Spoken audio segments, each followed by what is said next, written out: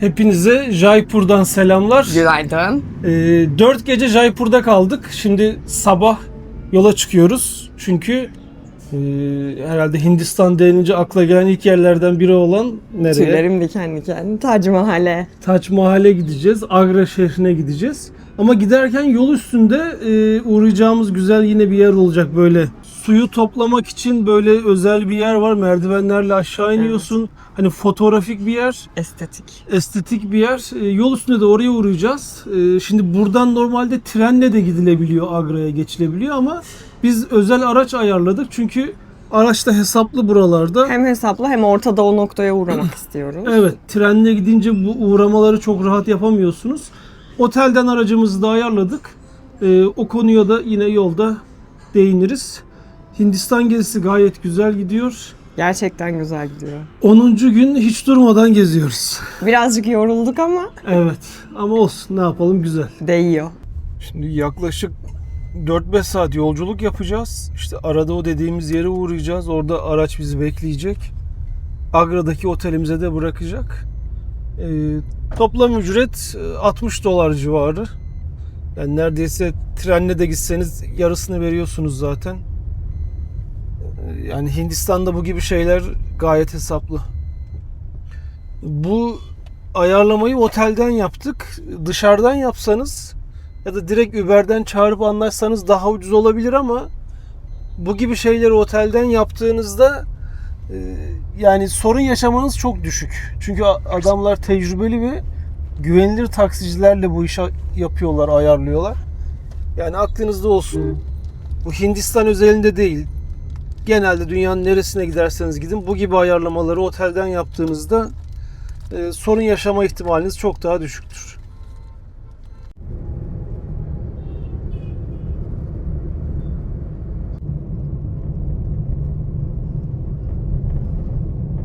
Yaklaşık 1,5 saatte ilk uğrak yerimize geldik. Yol beklediğimizden iyiydi. Gayet konforlu geldik. Hindistan bizi yine şaşırtmaya devam ediyor.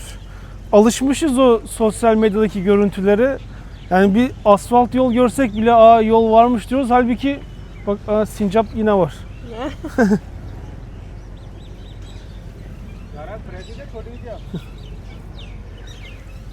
Yani bayağı gidişli gelişli düzgün bir yoldan geldik.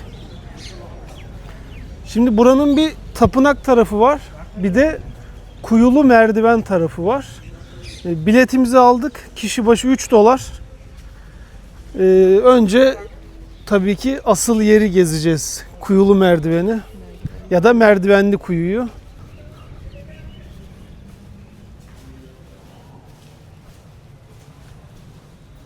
Namaste.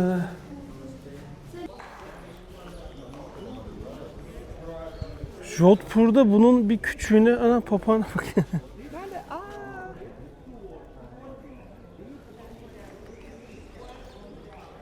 Jodhpur'da buranın bir küçüğüne gitmiştik. Orası da güzeldi ama Jodhpur'da değil ya. Jaipur'da. Jodhpur'da da gittik. Gerçi Jodhpur'da da gittik, Jaipur'da da gittik ya. Ama bu kadar büyüğü, derinini ilk defa görüyoruz. Burası 8. 9. yüzyıllarda ilk yapılmış. Tabi buralar yazın 45 dereceyi buluyor. Yapılma amaçlarından biri tabii ki bu suyu toplamak. Burada hem yeraltı suyu var hem yağmur suyu toplanıyor. Diğer bir sebebi de şu aşağılar yukarıdan çok daha serin. Sarayda yaşayanlar o dönemlerde bu aşağıya inip hem serinliyorlarmış hem de ibadet de ediyorlarmış. Burada ibadet edip daha sonra bu suda yıkanıp arınıyorlarmış. Şu taraf o saray kısmı ve tapınak kısmı. Burası dünyanın en büyük merdivenli kuyularından biri, belki de en büyüğü. Önceden tabii insanlar inip su alıyormuş ama burası aynı zamanda bir sosyalleşme yeriymiş. Özellikle de kadınların bizim eski Türk filmlerindeki gibi çeşmeden su almaya gidilir ya. Benzer bir durum burada da varmış. Çok fotoğrafik yer ama tabii aşağıya inilip oradan fotoğraf çekilmeyince biraz sönük kalıyor. Keşke aşağıya da inebilsek. En fazla şuraya gidebiliyoruz. Şimdi önceden bu suyun içine giriyorlarmış, atlıyorlarmış ama bizim Jaipur'da da gittiğimiz yerde yakın zamanda buralar artık hep kapanmış, yasaklanmış. İnsanlar düşüyormuş, yaralanıyormuş. Onun önüne geçmek için kökten yasaklamışlar.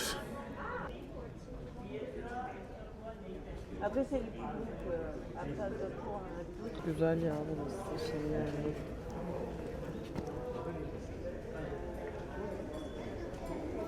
Yani aşağıya inemiyoruz ama burası yine de çok güzel ya. Şimdi şuraya inelim.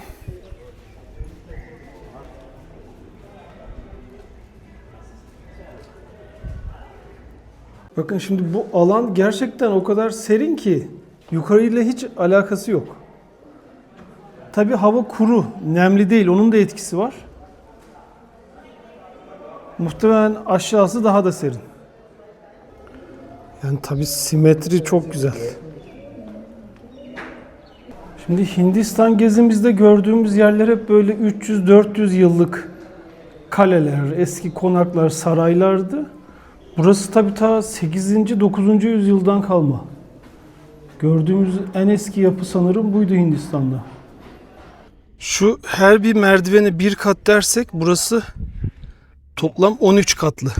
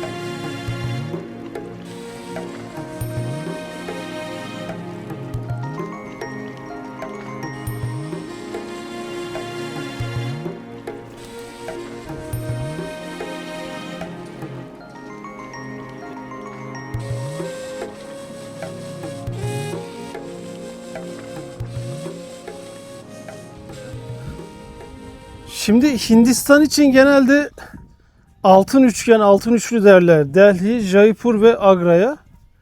Bu üçlüyü yapınca burası da tam yolun ortasında kalıyor. Agra ile Jaipur arasında. Yani tur firmaları buraya muhakkak uğruyordur. Bizce uğramayı da hak eden bir yer. Hemen o merdivenli kuyunun yanında da böyle bir tapınak var. İçeri geçmek için yine ayakkabıları çıkartıyoruz.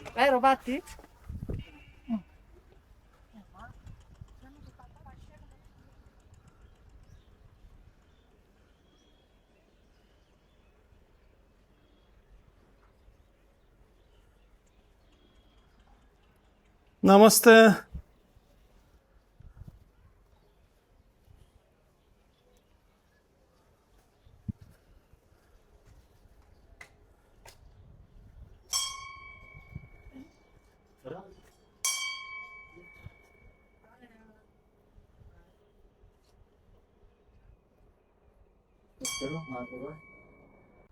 Çanı çalıp muhtemelen dua ediyorlar. Sonra da yardım yapıyorlar.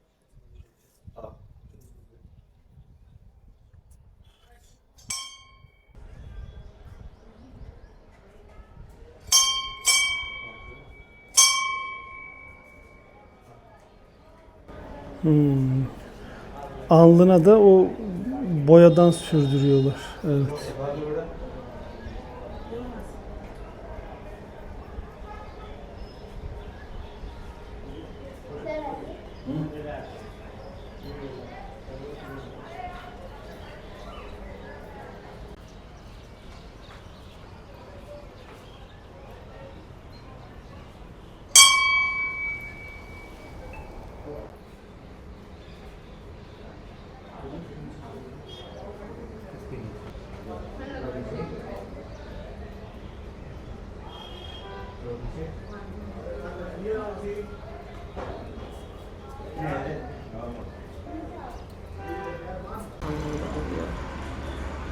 Antik bir Hindu tapınağı. Bu da yine aynı 8. ve 9. yüzyıllardan kalma. Neşe ve mutluluk tanrıçasının tapınağıymış.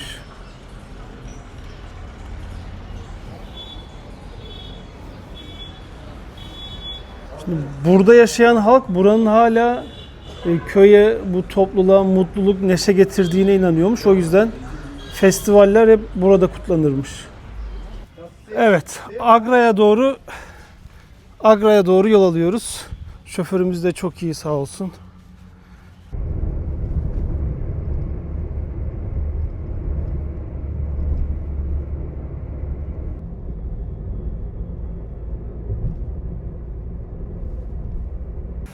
Şimdi yakıt alırken otomobilden inmek zorundaymışız.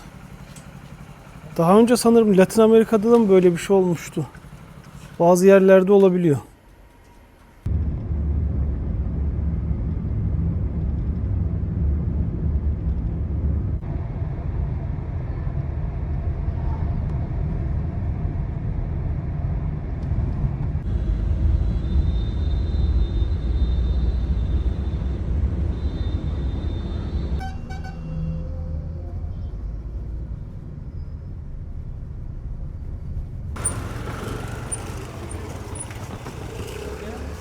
See you tomorrow. Yes. Thank you. Otelimize geldik. Otel yani pek parasını hak etmiyor. Tuvalet, banyo çok kötü, göstermeyeceğim ama Taç Mahal'e 2 dakika yürüme mesafesinde. Sabah erken gideceğimiz için bunu tuttuk. Şimdi ama buranın terası işte nasıl? Bakın Taç Mahal'in dibinde.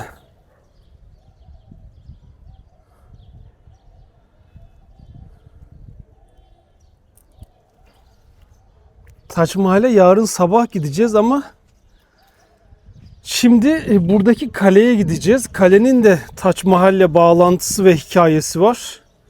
Onları da kaleye gidince anlatırız. Yani otelin restoran bölümü de var. Ama ortamı görüyorsunuz hani. Böylesine özel bir yer. Ve civarda daha iyi bir otel yok. Hani iyi oteller var bayağı dışarıda ve inanılmaz pahalı. Biz de bir gece kalacağız zaten, idare ederiz dedik. Otelden çıktık, hemen sokak böyle.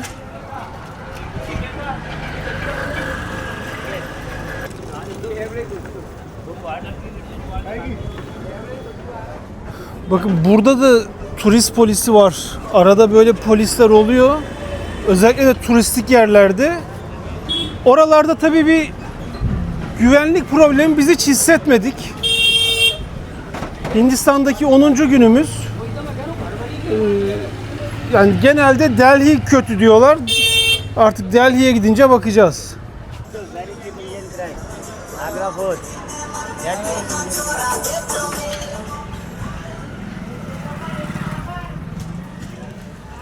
Yani biraz şey gibi, hani Mısır'da, Kahire'de piramitlerin oraya gidiyorsun. Piramitlerin önündeki gecekondu mahallelerini görünce insan inanamıyor. Yani nasıl böyle olabilir diyor. Bu kadar kötü olabilir diyor. Burada onun gibi. Ya dünyanın 7 harikasından biri ama etrafı maalesef çok fena.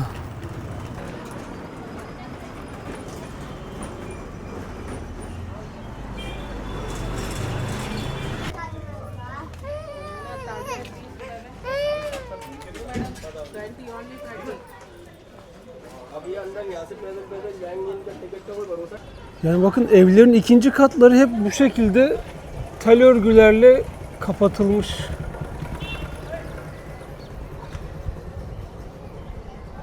Ya bu kadar güvenlik problemi var mı burada, onu henüz anlayamadık. Taksicimiz söyledi, bu bulunduğumuz yer Müslüman mahallesi bu arada. Arapça yazıları da görüyoruz sağda solda. Ama mesela karşıdaki evde öyle bir tel örgü yok. Bu neye göre var onu tam anlayamadık henüz.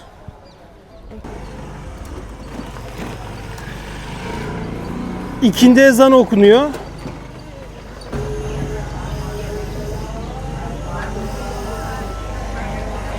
Yalnız elbet bizi Hindistan'dan izleyenler olacaktır. Biliyorum çünkü birçok kişi sayfamızı özellikle istedi.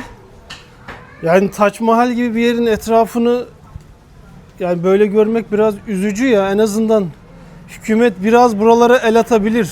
Turist bunun için geliyor buraya. Maalesef ilginç ya şu. En azından burayı böyle beklemiyorduk ya. Çünkü Jaipur kısmen daha iyiydi. Mumbai'de hadi orada büyük şehir orada iyiydi. Buraya bayağı şaşırdık.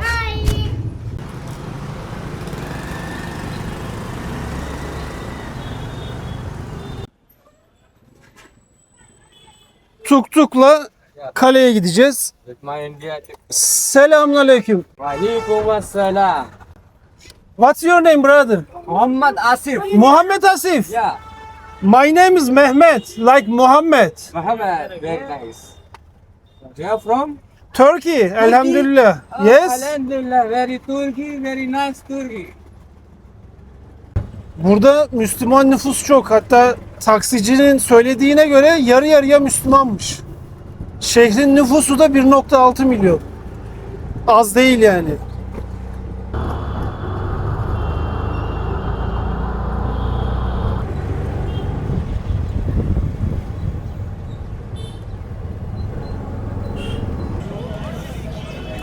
Kale dışarıdan gayet güzel görünüyor.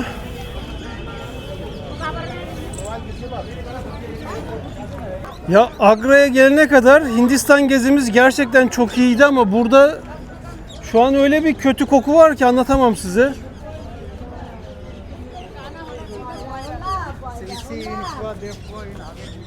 Yani şimdi güzele güzel, kötüye kötü diyoruz. Ne yapalım?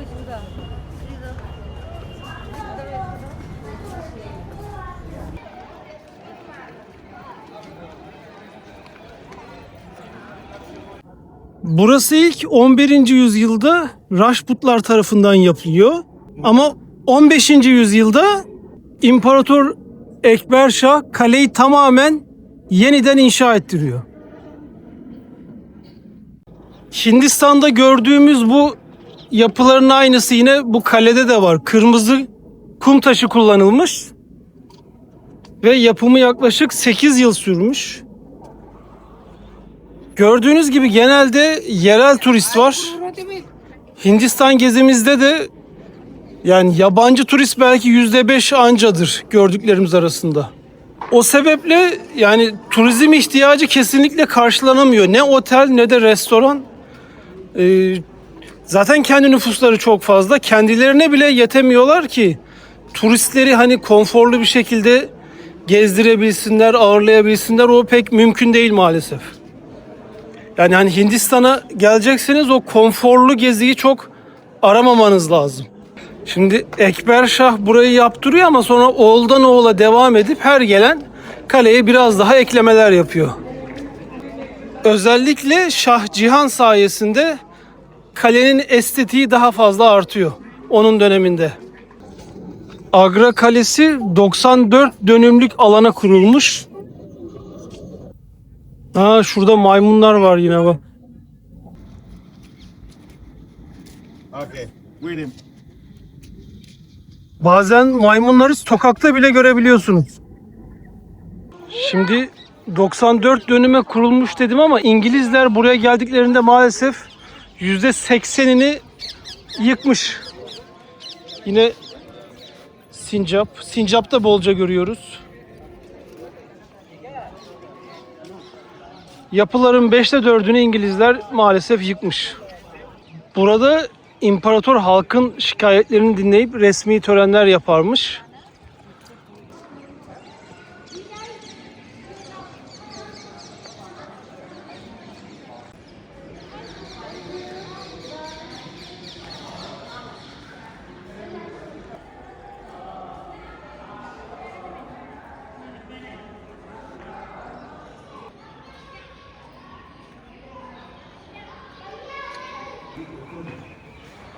Yalnız bahçeler çok güzel. Yani buraya özel sulama sistemi yapılmış. Bu bahçeler Pers tarzıymış. Şu gördüğünüz yerlerden muhtemelen sular gidiyordu. Bahçeleri işte yeşillendirmek, sulamak için. Burada bir saray alanı var. Sadece kadınlar oraya girebiliyormuş. Zenane deniliyor. İmparator eşleri, anneler, hizmetçi kadınlar ve cariyeler bulunuyormuş bir tek. Mesela burada Ekberşah'ın sarayında 500'e yakın kadın olduğu yazıyor. Mesela burada işte Zenane hamamı var ama içeriye girilmiyor, kapalı. Şimdi yarın gideceğimiz Taç Mahal'i yaptıran kişi Şah Cihan, onu biliyoruz. Ama Şah Cihan'ın şöyle kötü bir sonu var. Taht kavgasına maruz kalıyor. Şöyle ki oğlu tahta geçebilmek için onu 8 yıl burada hapsediyor. Şimdi 8 yıl hapsediyor ama bakın nasıl bir manzarada hapsediyor.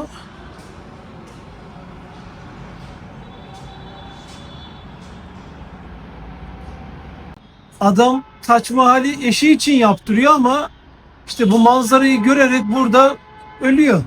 Şah Cihan eşi öldükten sonra bu Taç Mahal'i yaptırıyordu. Diğer bir söylemi de kendisi işte ölmek üzereyken ya da o öldükten sonra da siyah mermerden bunun bir benzerini yaptıracakmış ama oğlu onu 8 yıl buraya hapsettiği için o dileğini gerçekleştirememiş.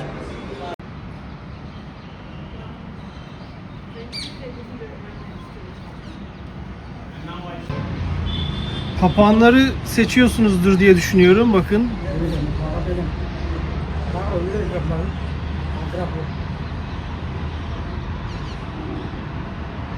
Aslında Şah Cihan burayı kendisi yaptırıyor. Ama işte hayat, oğlunun yüzünden adam buraya hapsoluyor. Ve burada ölüyor.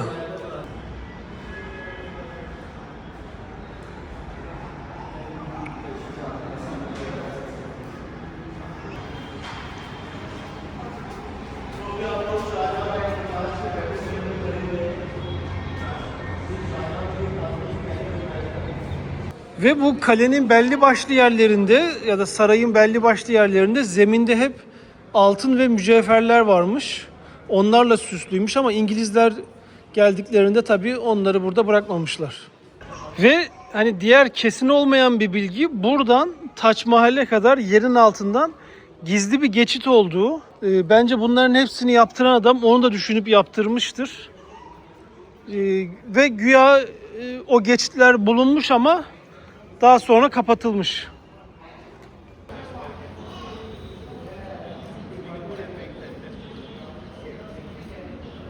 Bakın burada yine çok ilginç bir şey var.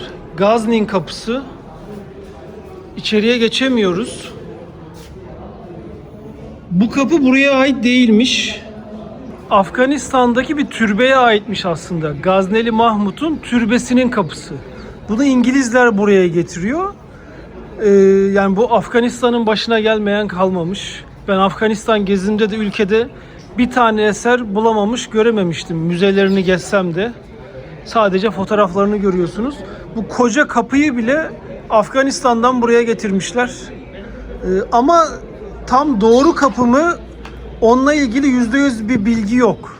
Hani internette araştırdığımızda bunları buluyoruz.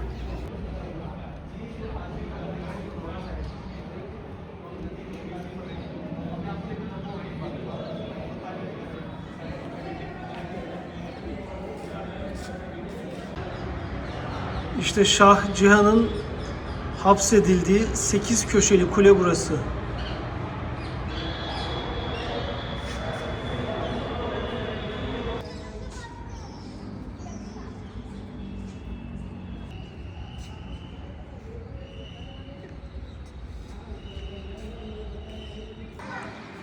Yalnız her yerden Taç Mahal görünüyor. Yaklaşık 1-1,5 saatte kaleyi gezebiliyorsunuz. Karşıda yine maymunlar var.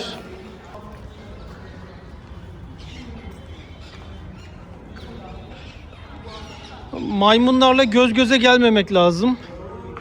Maymunluk yaparlar. Kötü bir espri ama. Yani bu kalenin girişi de en güzel yerlerden biri. Ve şurada da hendekler var. Daha önceden oralar hep su doluymuş tabii. İçeride söylemeyi unuttuk. Kapıdan içeri geçtiğinizde de zikzaklı yol var. Onun sebebi işte savaş dönemi filler içeri girerse kapıları kıramasın diye böyle zikzak yapmışlar.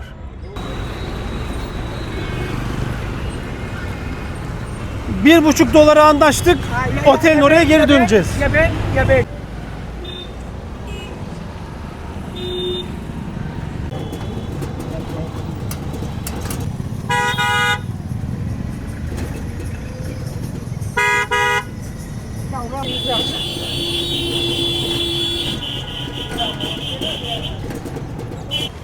Şimdi yalnız şöyle güzel bir durum da var.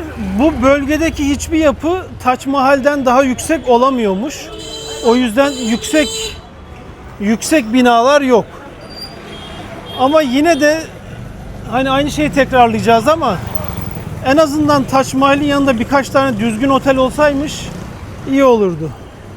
İşte Taç Mahal bir anlamda türbe gibi düşünüldüğü için hani ona saygıdan dolayı daha yükseğini yapmıyorlar.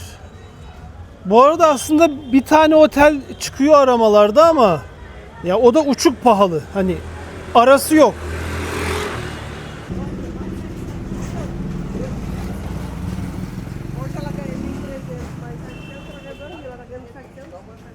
Ya patates o kadar güzel görünüyor ki dayanamadık. 2 plate.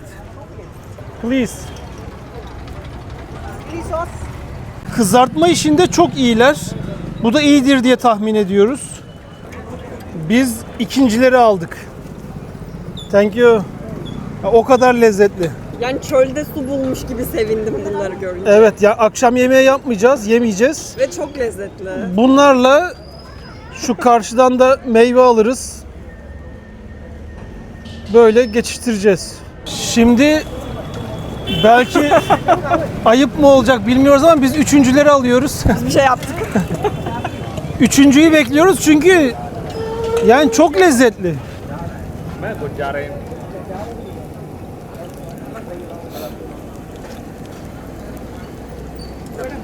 Bu sefer böyle soslu moslu karışık alacağım.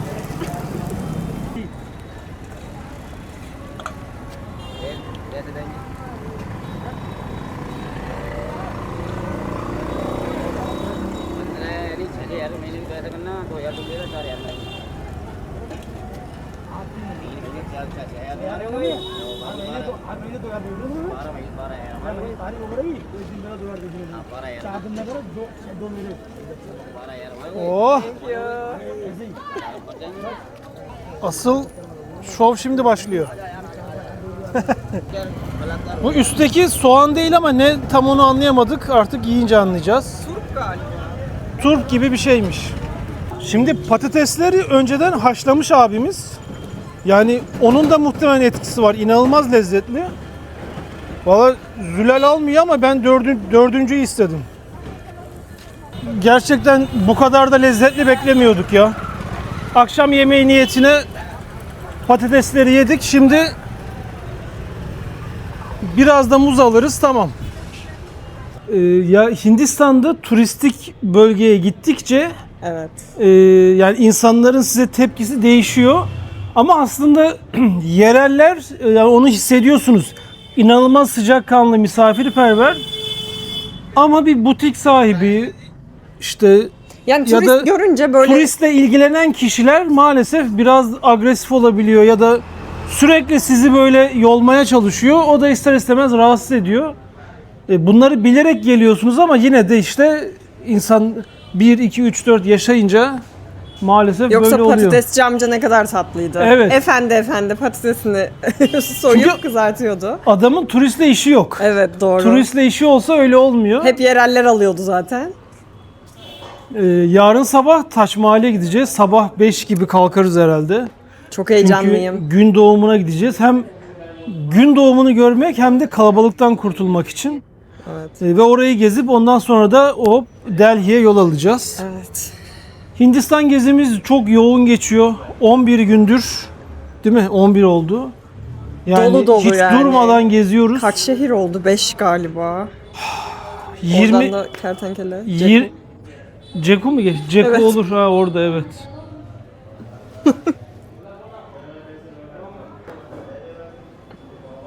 Ceku Odamıza gelme, tamam mı? buralarda böyle şeyler olabilir. Otelimiz dediğim gibi kötü. Yani onun için hiç ismini vermiyorum.